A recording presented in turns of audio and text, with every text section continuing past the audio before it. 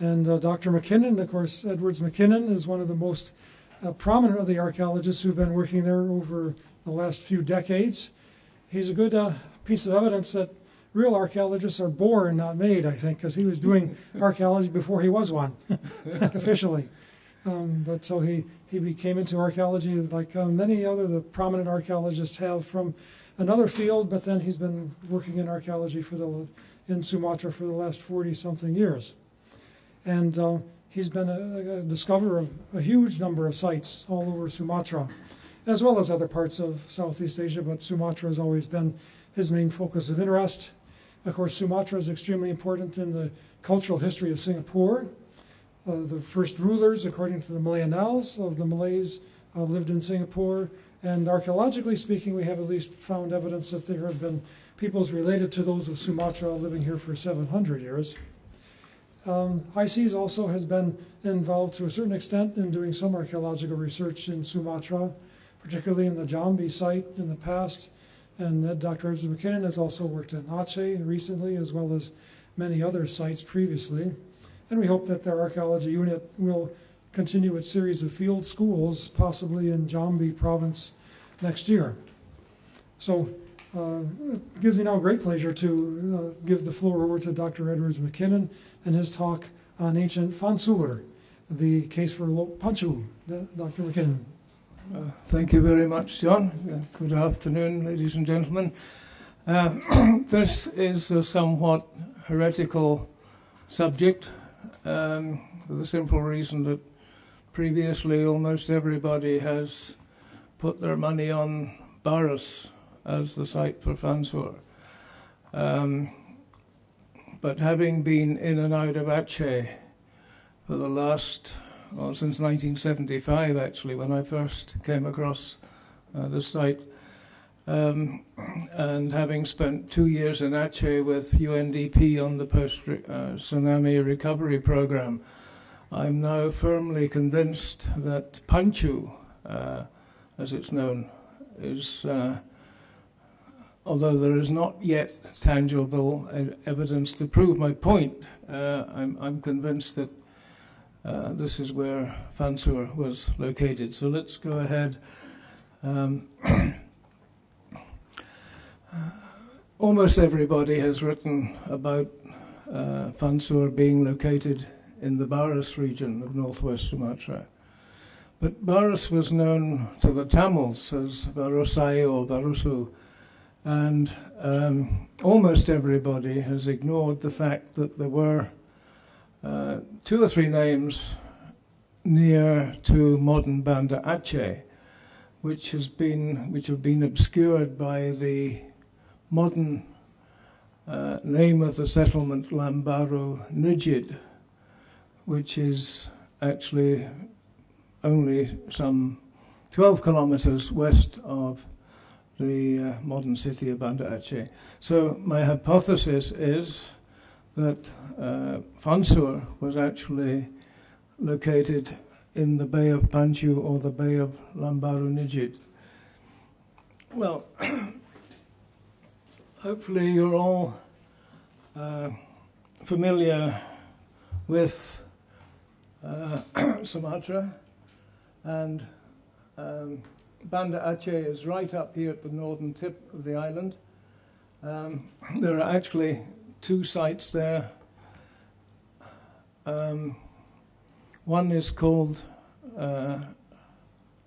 Lamre, and the other Fansur. When I wrote about this in 1988, I associated Lambaru Nujid, which is on the Bay of Lambaru or Pancu, with the ancient toponym of Lamri, Lamuri, Lamuli. I think I was quite wrong, because since that time, it's become clear that ancient Lamri or Lamuri was almost certainly located in what is now the modern village of Lamre, that is on the edge of the Krung Raya Bay, some 40 kilometers to the east of modern Banda Aceh. So we have 2 sites here in close proximity, Lamre on the Krung Raya and Fansur in Pancu Bay. Here is Barus, which is where the camphor came from in medieval times. And this is more or less Sumatra as Marco Polo might have known it at the end of the 13th century. He was familiar with 3 or 4 small kingdoms along this eastern coast, and he, in the versions I read of his work, he said there are 2 more kingdoms on the west coast, but I never went near them. So if that was the case, when he left to cross the Indian Ocean, he would have left from up here in this area of modern Aceh, and it actually makes no sense at all to continue down the west coast to go to where Barus is located. So this is a black and white copy of a Dutch colonial map showing what the area looked like sometime between 1920 and 1940. Lambaro is located here on the bay. Ujung Pancu, or Pancu Headland, is next to it, and if you go a little bit further west you come to Aceh Head, and then the coast turns round south and westward, eastward, back down towards Daya and towards other points on the west coast of Aceh and North Sumatra, down towards Tapanuli and Barus. But you can see here how close Ujung Pancu is to the mouth of the Aceh River up there, and what was in fact a former mouth of the Aceh River here at Kuala Chankoi and Ulele.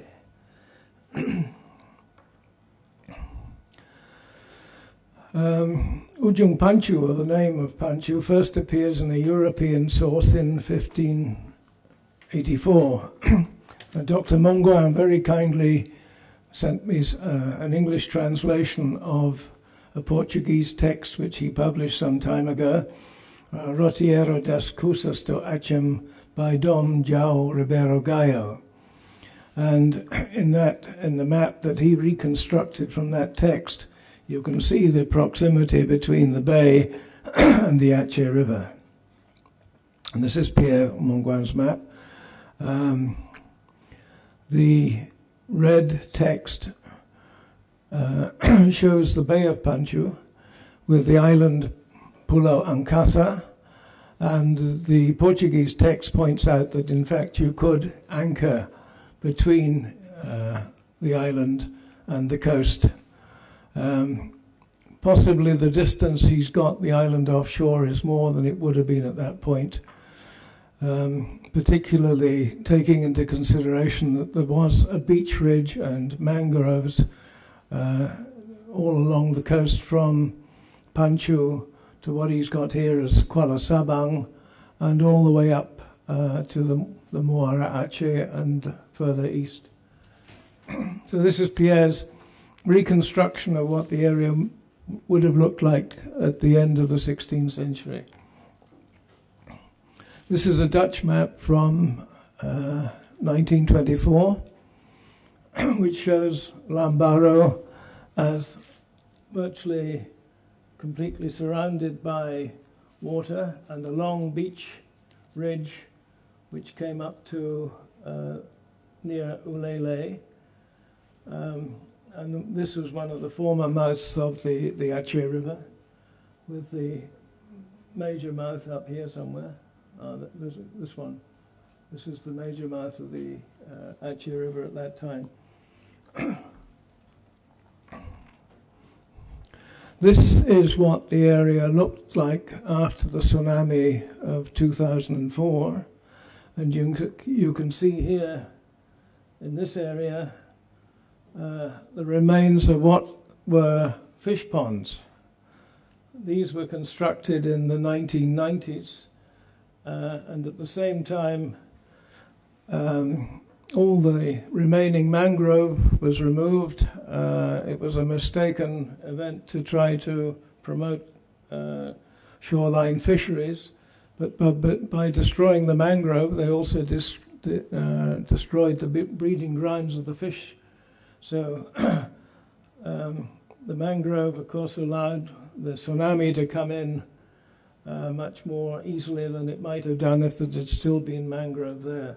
But you've got these white bits here on the satellite picture which show bits of beach ridge reforming due to the currents in the bay. This is the island Pulau Mangkasa, or Pulau Tuan, with some shallows immediately behind it.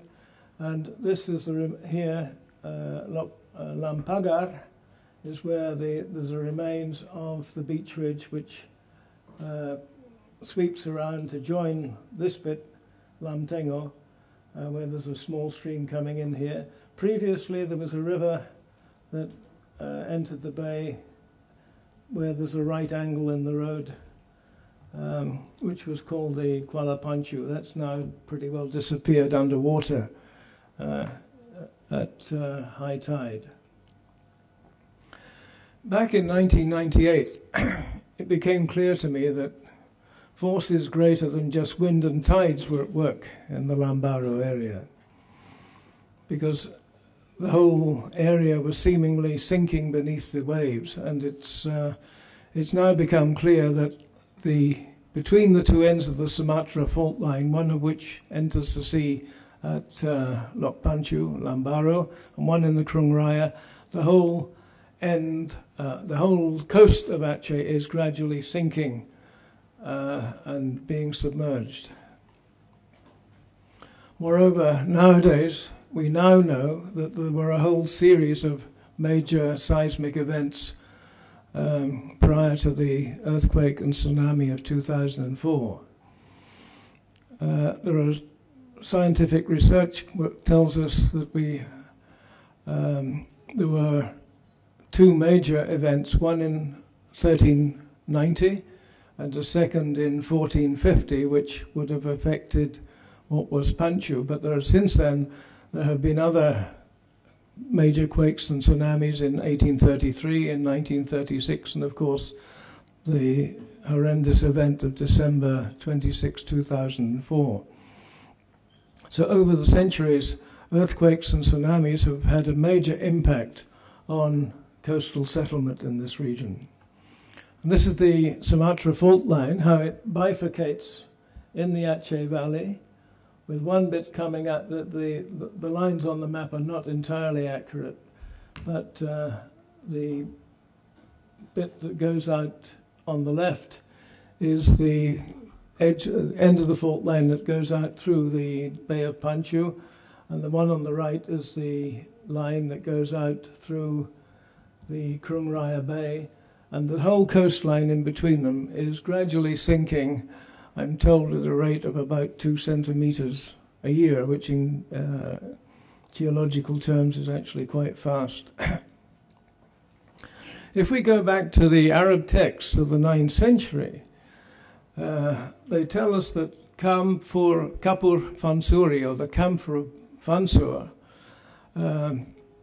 was found on this coast, and this undoubtedly came from Baras, the region around the Bay of Tapanuli in northern Sumatra, and it was known to Tamil merchants in ancient times as Varusai or Varusu.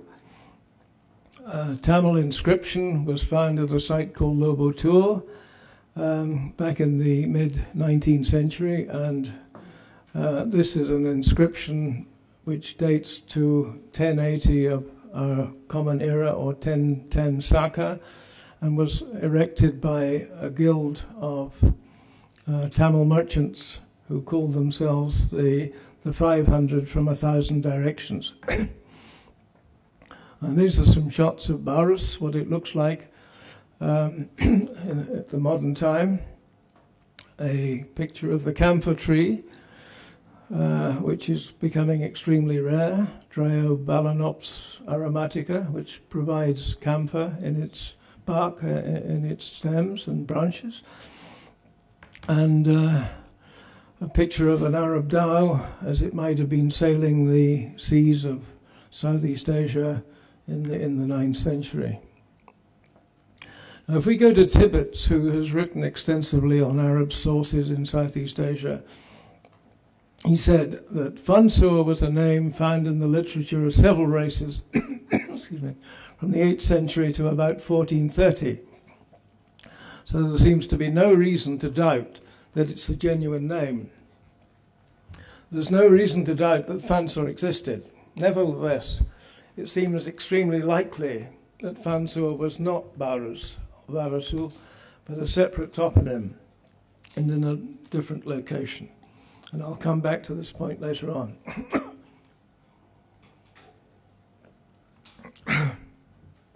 Despite the statement by an eminent geographer, there has been an academic tendency to equate Fansur with Barus. If we go to the Ajaib al-Hind, which is an Arab source of around about 1000 of Common Era, there's a reference to a name called Lulu Bilink, and a story that sailors who were shipwrecked near Fansur were able to walk from there to Lamri. Now it seems to me that it's highly unlikely that if anybody had been shipwrecked in Baras, which is some 500 kilometers to the southeast, that they would have ever survived wild beasts or cannibals or disease and been able to make it all the way up the coast to Aceh Besar and to Lamri. Whereas the difference between Lamri and what I say now is Pancu is probably only about 50 kilometers. We do have a little archaeological evidence of pre-Sultanate settlement in Aceh. This head of a bodhisattva was recovered from an unknown provenance in Aceh in the late 19th century, which suggests a pre-Islamic Buddhist presence in Aceh, probably around about the 11th century. And in the last few years we've discovered no less than about 6 habitation sites which can be dated to the pre-Sultanate period, despite the fact that there is a lot of coastal disappearance in the meantime. And as I mentioned earlier, Marco Polo, who reputedly spent 6 months in Sumatra waiting for the monsoons in 1292, described 6 countries which he said were Dragoyan, possibly Tamiang, Perlak, Pasai, Padilla, Lamri and Fansur as all being polities on that northern part of Sumatra. He says specifically that he did not visit 2 other countries which were on the other or western side of the island. So it makes sense that if he took off for Sri Lanka and India, he took off from what is now round about Banda Aceh. So to go back to the map,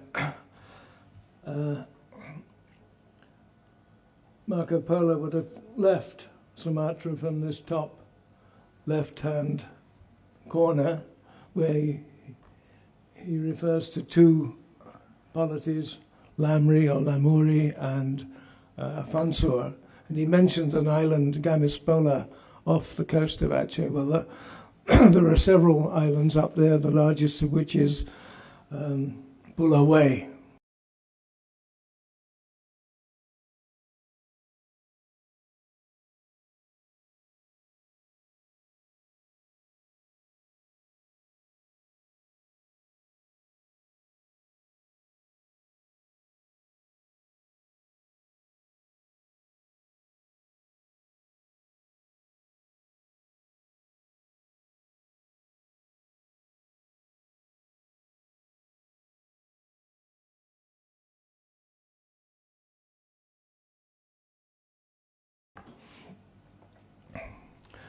If we come to Valentijn, who was writing on Indonesia in the early 18th century, he mentions Fansur, which he says can be naught else than the famous Pansur, no longer known indeed by that name, but a kingdom which we became acquainted with through Hamzah Fansuri, the celebrated poet and a native of this Fansur. It lay in the north angle of the island and a little west of Achin.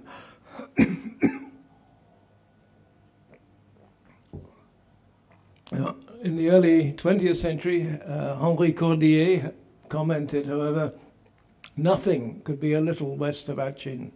This is doubtlessly a slip for a little down the west coast from Aceh.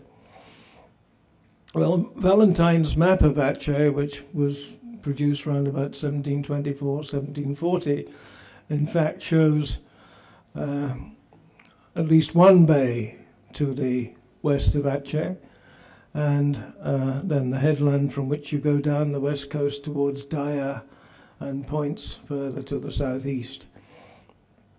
Then again, a French map of 1794 shows what I'm now calling Ujung Pancu or Pancu Head as the Point du Roi, the King's headland, and with Aceh a short distance further to the east. But here we have the two approaches from the Indian Ocean, the Cedar Passage and the Surat Passage below it here. And these come in between the islands off the Aceh Head. So you can see that the Bay of Pancu, which is here, is actually a very strategic position in relation to modern Aceh. Now, looking up the Gazetteer, which was produced by the US Navy Hydrographic Department in 1944, we come across several references to Pancu. It does mention a village called Pancu, but the name in the village is now Lambaro, the new Lam. Pancu as a settlement seems to have completely disappeared, but the river mouth, the headland, the bay are still all there. And it seems to me that confusion has arisen due to the fact that the Barus region was the source of camphor par excellence over many centuries. And this has become equated with Fansur, which seemingly, however, disappeared in the 14th century. And this is the very time that our colleagues Meltzer and Scher from the Singapore Earth Observatory now tell us that major seismic events, major tsunamis, occurred in the years 1390 and 1450.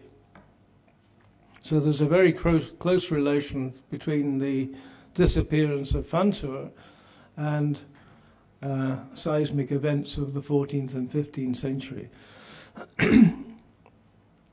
These events have been identified by fragments of coral rubble and rings in coral on the west coast islands off Sumatra, with also debris found in the Bay of Lubuk, in the next bay east from the Krung Raya in Aceh Besar. So let's come back to the Bay of Pancu. Pancu is some 12 kilometers west of modern Banda Aceh and lies immediately east of Ujung Masamuka, Aceh Head, and Ujung Pancu, or Pancu Head. Now, for some reason in the past, European scholars who were trying to pinpoint where Fansur may have been, for some reason, maybe due to decent maps, persistently failed to locate anything that related to Fansur on this north coast of Sumatra. What was, I think, something of a red herring was the name Fansur, which appears near Barus, but it's an inland site, it's not a coastal site. And if we look at the sources that we have on Fansur, they suggest anyway that it was most definitely a harbour. It certainly was not an inland polity. So I think following the discovery of a site in Pancu in 1975, and since then we can verify that Lamri was on the Krung Raya, the name Pancu suggests to me that this was indeed ancient Fansur. The name Pancu in Achenese is the same as the Malay Fansur, which means a spring of fresh water. And these are some pictures of what the area looked like back in 1986. You can see it's quite shallow. There's mangrove in the background there. And this is taken from the shoreline around Lamtengo, with the island of Pulau Tuan in the bay, up here,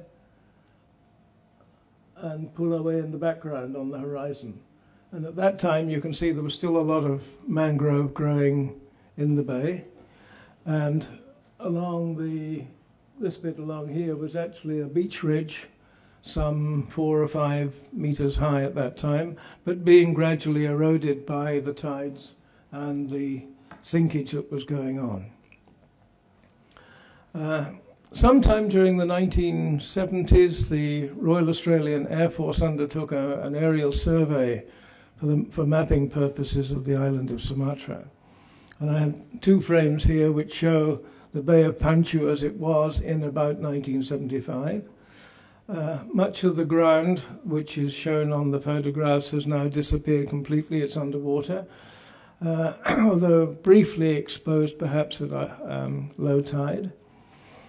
And a second frame will show a submerged rectangular structure, which was said to be the second mosque of the Lambara Nurjid village, which may be seen to the right of the alluvial fan beside the mouth of the Pancu River.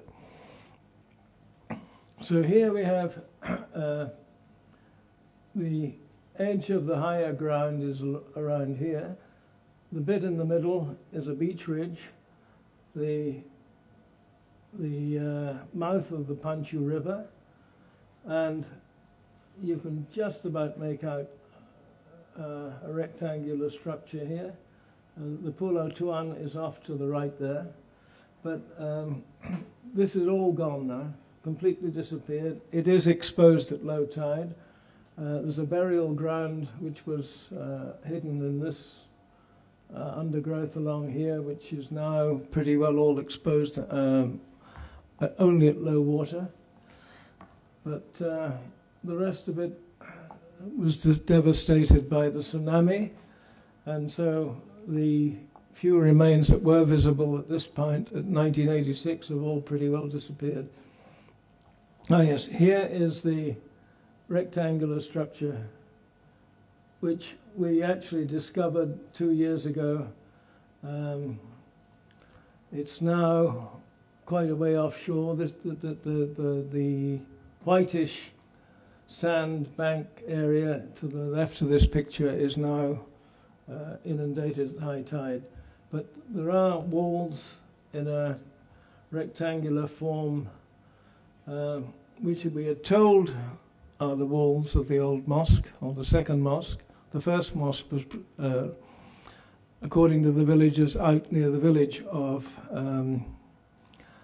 Pulau Tuan.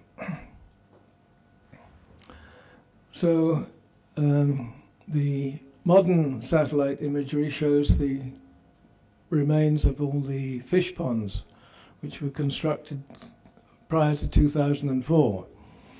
But there are other remains of rectangular structures which were formerly burial grounds. Now, as I was able to visit the same area between 1986 and 2005, I've been able to document the changes which have taken place there. 1986, at low tide, there was a fair amount of domestic rubbish exposed on the beach.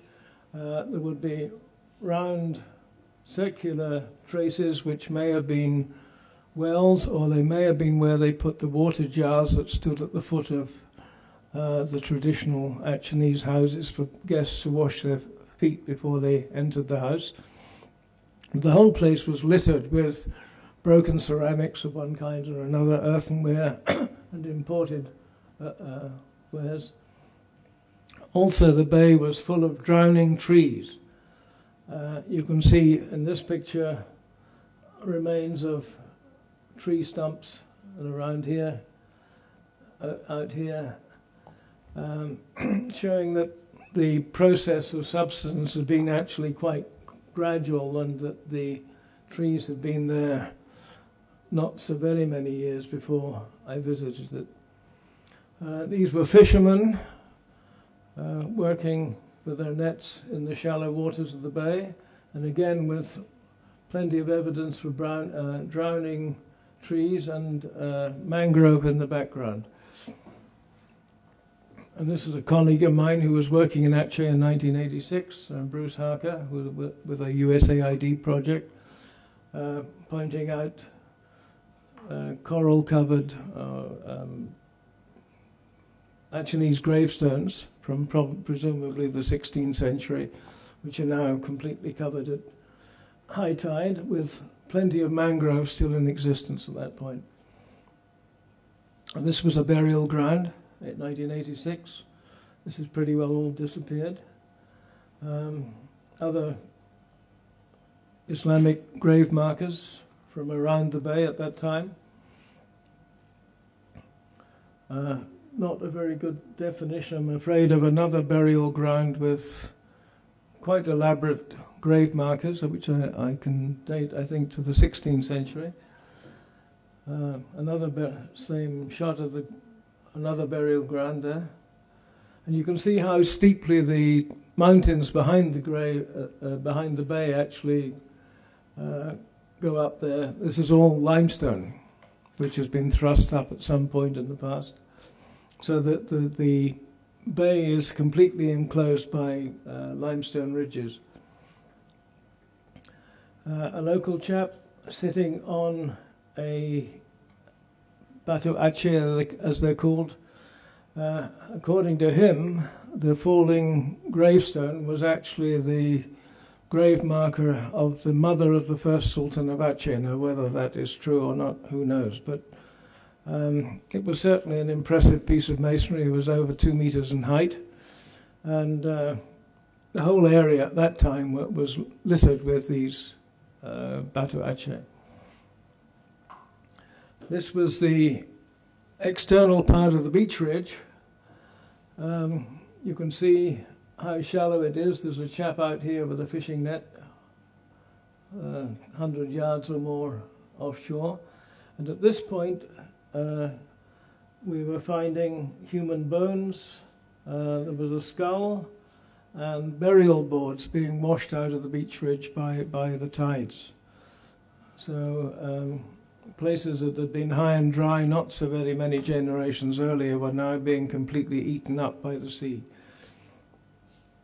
The earliest ceramic evidence for habitation so far in this area is these Chinese celadon sherds from Longchuan and Zhejiang, which we can date to about the 12th or 13th centuries.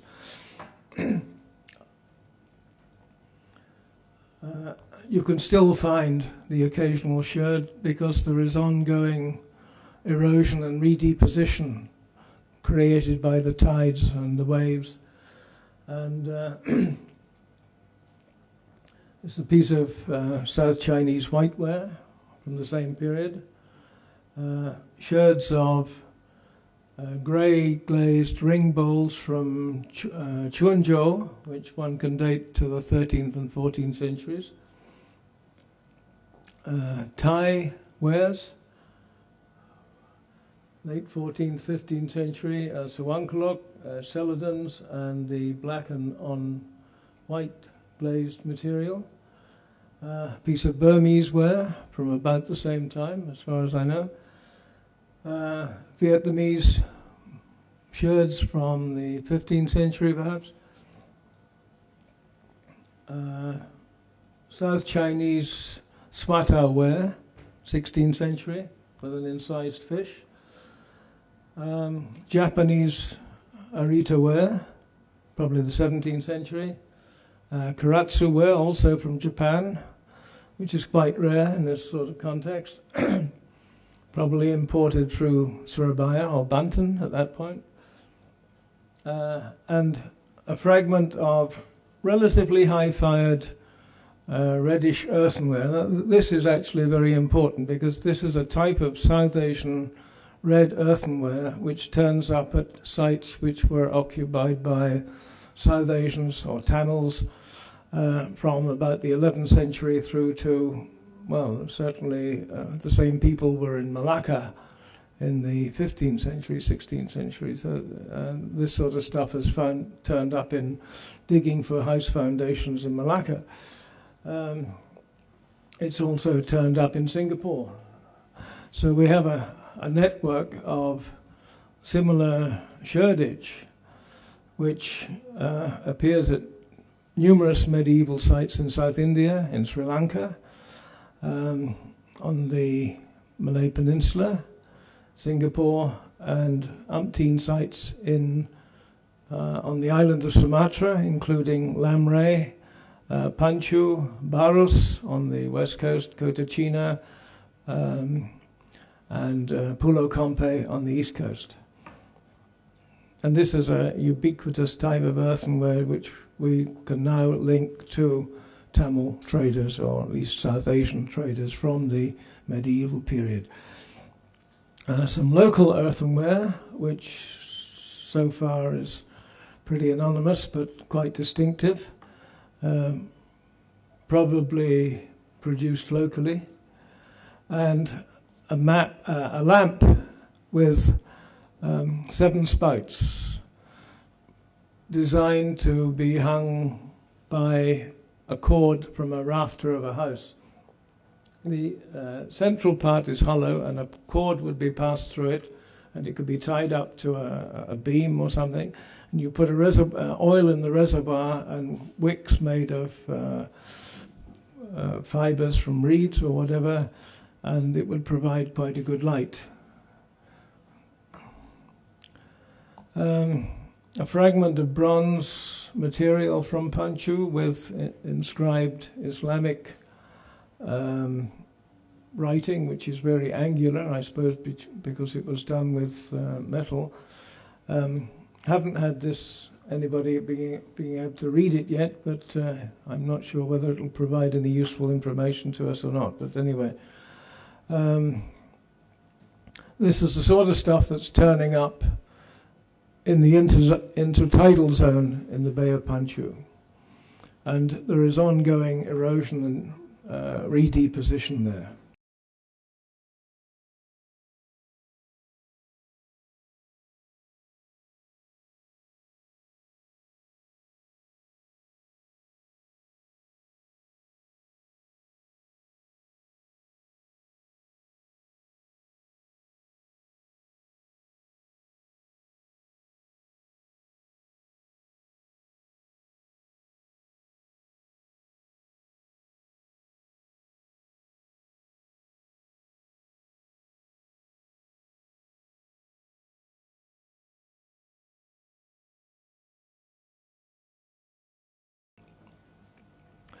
This was the mosque at Lambaro after the tsunami. The thing completely collapsed, unfortunately destroying a 17th or 16th or 17th century mimbar, which was elaborately carved and was just matchwood after the tsunami.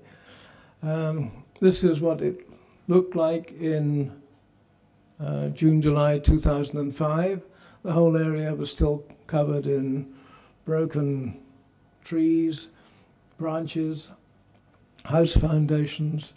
As you can see here, foundations of a house here, bits of clothing, shoes, toys, plastic remains just scattered all over the place, and of course the inevitable drowned trees on the shoreline. Remarkably, 1 or 2 coconuts did survive the tsunami. The terrible loss of life, of course, along this coast. And this is what I would imagine would have happened to a settlement in this same location probably 600 years earlier. The tsunami swept in with horrendous force and took out almost everything within the bay, and as it went further along the coast was reaching 2 or 3 or 4 kilometers inland. So the only settlements that did survive were those that were some distance up the Aceh River. Post-tsunami remains of a burial ground. There were still a few Batu Aceh lying around in the mud. Another one. The gravestones were all just completely lifted up by the waves and dumped some distance away, or sucked out to sea. This was a graveyard which was, in 1986, was hidden in the undergrowth to the top left of that earlier picture I showed you. In 1998, this was still, of course, pretty well complete, but after the tsunami in 2006, there was just one remaining upright stone that's now been knocked down by the waves. And this is what it looks like as the tide's coming in, completely submerged. And this is what you find if you go walking in the intertidal zone. Broken gravestones, domestic rubbish here and there, just general devastation all over the place. The Pancu River has cut itself a new channel, reforming through the mud, exposed at low tide. The beach is also re-establishing itself. A new mosque now stands where the old one, the pre-2004 mosque, stood, and new houses have been built in this area, in Lambaru. But you just have to walk a couple of 100 meters off the edge of the road and you'll find domestic rubbish like this, bits of a Dutch gin bottle, Chinese blue and white wares, even European transfer wares of the late 19th century, mid and late 19th century, exposed and then lost and re-exposed again. This is a little bay where a stream comes into it's called Lok Matai, which is a permanent source of water from the hills behind. It's just one of numerous springs that actually can be found around the edge of the bay there.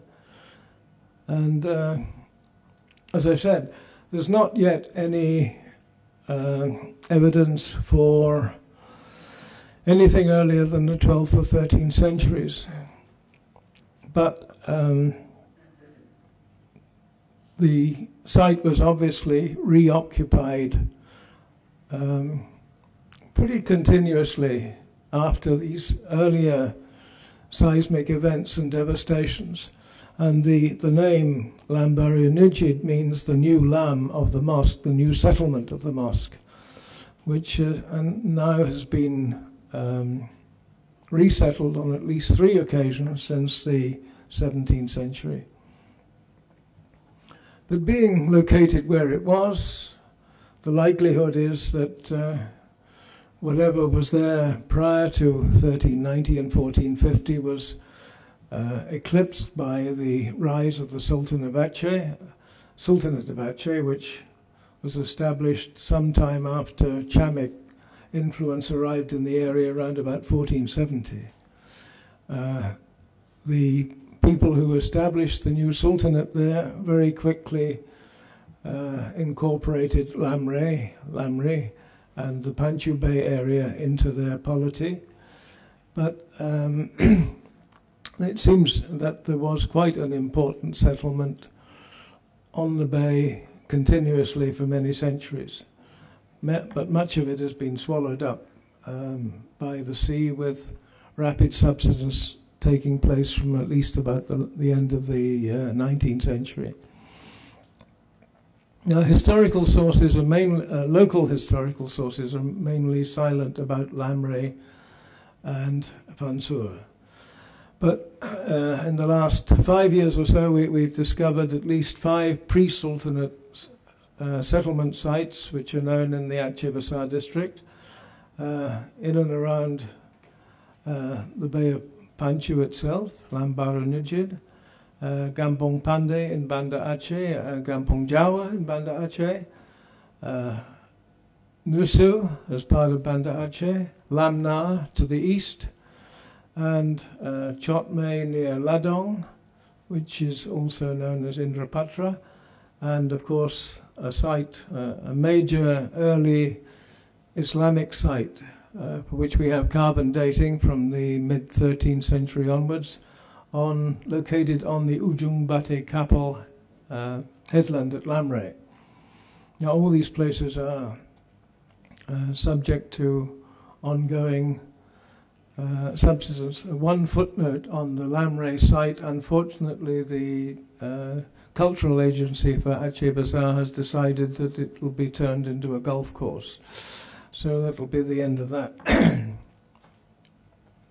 So my reasons for equating Pancu with Fansur are: one, the name Pancu or Fansur is a coastal settlement site which actually can be equated to Fansur, now known as Lambaru Nujid, and the fact that Lok Pancu equates pretty well with historical descriptions of Fansur.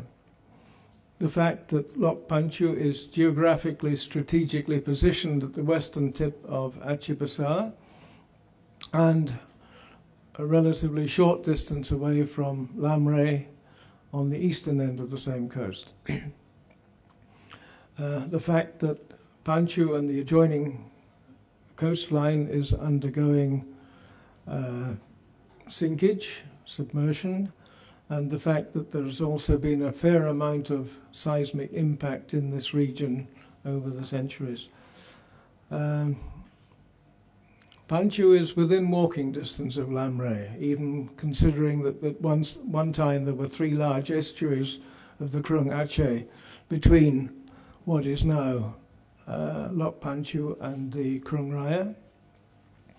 But if one accepts that the harbour of Pancu or Fansur was an entrepot and not necessarily the original source of camphor, then, to my mind anyway, we've resolved the issue that there were indeed, as Tibbets suggested, there were 2 separate entities. One was Fansur and the other was Barus. In fact, there was a lot going on here prior to the establishment of the Sultanate. 1990, a Tamil stele was discovered in the grounds of a mosque in Nesu in Banda Aceh. Unfortunately, it had been used as a stone upon which everybody washed their feet before going into the into the mosque.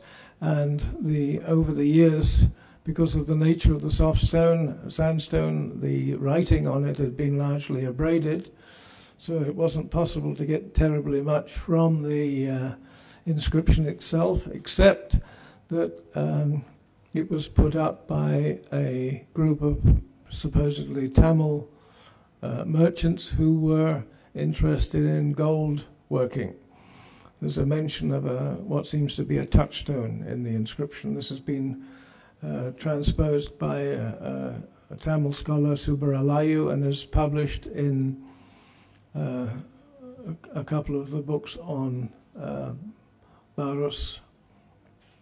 And as I mentioned earlier, we now have identified pre-Sultanate settlement sites which existed at Lam Ray, Ladong, Chot May, Lam Na, Kampong Pandey, Kampong Jawa, Nusu, and Pancu. So I think on the basis of that, and the amount of imported ceramics, although we haven't found anything earlier than the 12th, 13th century, there was quite a lot going on up there at that particular period. And I should have mentioned, of course, also the Tanjore inscription, which dates from the equivalent of 1025 of our Common Era, in which the name Illamuri Desham is mentioned, Lamuri. So the Tamils certainly knew of it by the beginning of the 11th century. Now, one other factor in making a decision about Fansur and its equation with Barus is the fact that the first textual equation of Fansur with Barus and sailing directions for people going directly to Fansur only appear in the early mid-16th century, which is a century or more after Fansur actually disappeared, as far as we know. And this was also after the establishment, or about the time of the establishment of the Sultanate of Aceh. So these are all events which may have allowed for an error to creep into the textual material, and the assumption that both harbours were in fact one and the same. So we can say that the area in and around the Bay of Pancu has been inhabited since at least the 12th or 13th centuries, possibly earlier. But due to major seismic events, earthquakes and tsunamis, settlements that existed there may have been destroyed in 1390 and again in 1450. And so I would submit that the now submerged Bay of Pancu is strategically a far better candidate for the location of Fansur than is Barus, which is some 500 kilometers to the southeast. So if Fansur is regarded as an entrepot rather than the primary source of the camphor, which was of a valuable commodity to the Arabs of the 9th century, then pretty well all the criteria relating to its location are now fulfilled.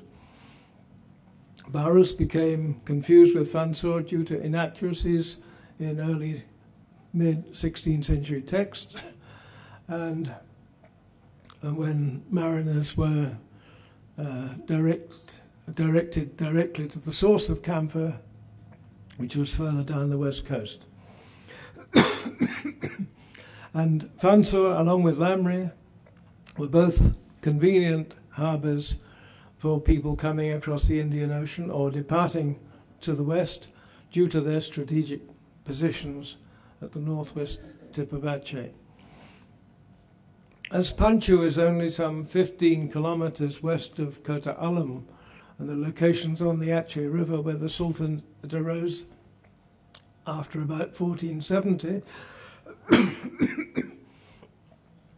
and it were the people who then lived there were mainly new post-seismic event populations. It's possible that the location of Fansur was forgotten. But Aceh would appear to be the heir to an earlier strategically located harbour and entrepot. So these are my reasons, I think, for deciding that Pancu Bay was in fact the site of ancient Fansur. We have had a brief program of archaeological work in the Pancu Bay area, assisted by the Earth Observatory of Singapore and the Institute of Southeast Asian Studies. But much more work remains to be done to either prove or disprove the hypothesis. The answer may well be in underwater research, which may ultimately reveal whether the hypothesis is correct and hopefully resolve the question of the location of ancient Fansur. If we have 9th, 10th century materials from underwater sites, then I think that helps to prove the point. We certainly have similar material from shipwrecks elsewhere in Indonesia. So this is a general view from the bay, looking towards the volcano Setelah, which is east of Banda Aceh, and how it looks in the late afternoon. Thank you very much indeed for your patience and attention. Sorry about the voice. Thank you very much, Dr. Edwards McKinnon. Of course, Aceh is an extremely significant area for early Southeast Asian history. The references to it go back as far as 2,000 years in early Ptolemaic sources from Alexandria and Egypt, Barusai, as it was called then, and of course it's significant for all kinds of connections with the areas of the Indian Ocean over a period of 2,000 years. And almost no archaeology has ever been done there, because Aceh has always been protesting against external control. So it's been impossible until the tsunami to at least begin to do some preliminary surveys. And hopefully in the near future, some techniques will be developed to both work on land and possibly divulge some of the secrets that no doubt lie underneath the shallow waters just off the coast.